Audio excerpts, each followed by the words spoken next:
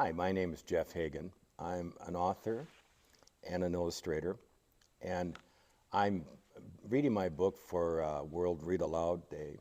It's a book that I wrote and illustrated using watercolors, and it's about a very famous train that used to go through the Midwest years ago. It's called Hiawatha Passing. On a cold, starry night, a boy awoke in the upper reaches of his grandparents' tin-roof farmhouse, just moments before he had fallen asleep with his harmonica at his side. Now he thought he heard a low, distant sound. Did that sound come from the outside? He snuggled beneath his feather quilt, trying to figure this all out. Now, this is the first time he'd spent the night at his grandparents' place, nestled way out in a land of rolling hills and faded red barns. Far below his window, two silver rails stretched across a wide valley covered with a thin layer of new snow. What was that sound? He wondered. It had come to him as a soft hum, like a gentle breath on his harmonica. Was it a dream? He listened. He listened really hard, but he heard nothing.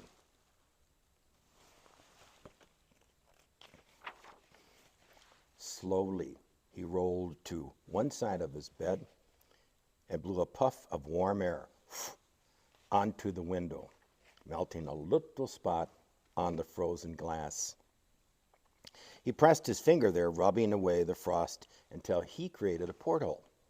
He peered deeply through that porthole like a pirate squinting into a spyglass, searching for mystery ships passing into the night.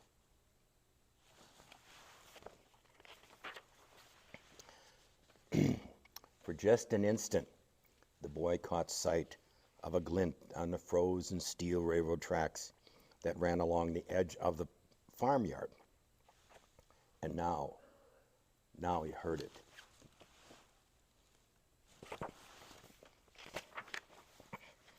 He heard a high-pitched whistle that cracked across the countryside like the snap of a bull whip. The rails began to hum. He could almost imagine them turning color, changing from cold, lifeless black into brilliant flame orange, throbbing with energy and promise. Something big, boys and girls, was approaching the little boy and his farmhouse. A single light shot through the darkness. He could see a dark shadow behind that light, swaying back and forth as it plowed down that valley.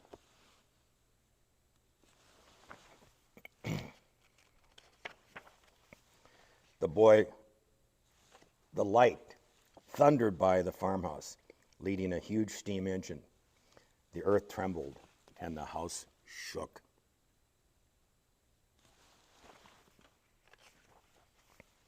A string of box-like shaped lights flew by, roaring and rattling.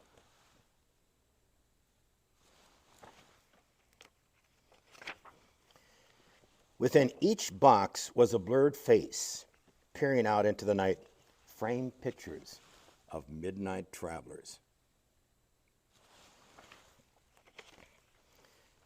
Who are these people? The boy wondered. Where are they going? Why?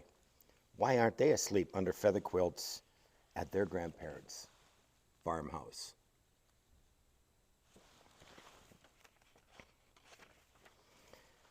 Suddenly, the last car whooshed by, its red taillight getting smaller and smaller and smaller in the distance.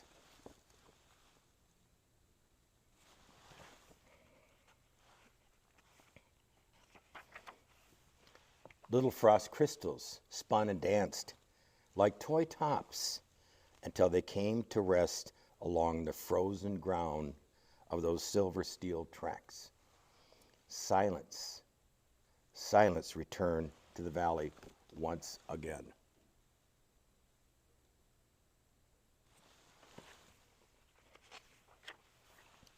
the boy took one last look at that fleeting train, trailing off into the far beyond, gleaming like a string of pearls, kissed by the moonlight.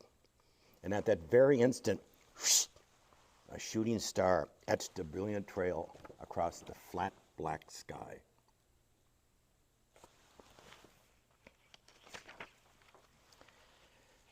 Sleep overcame the little boy. But he was lucky. He was content.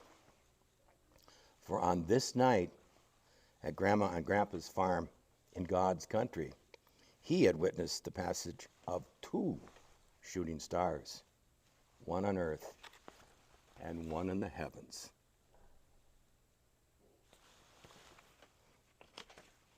The end. And I have a little postscript I'd like to read about the real train that I wrote the story about.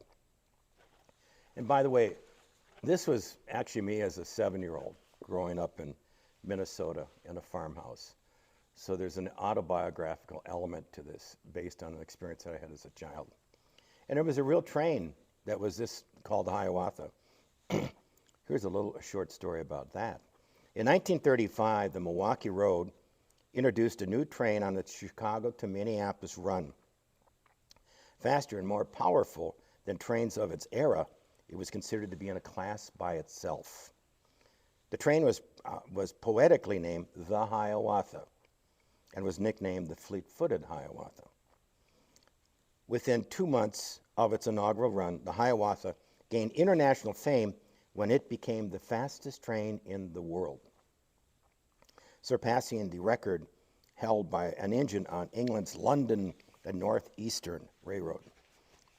For the next 2 years, the Hiawatha consistently attained speeds of 100 miles an hour over sustained distances across the great American countryside, rocketing through the night before the Hiawatha took her last run on a cold winter's moon night in 1970, when she proudly slipped off into history.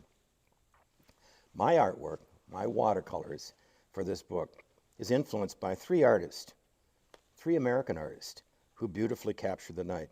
Well, actually, there are 2 Americans, Thomas Hart Benton and Edward Hopper, and from long, long ago, in a country far, far beyond, Vincent van Gogh. Thank you for listening to my story. I hope you enjoyed it.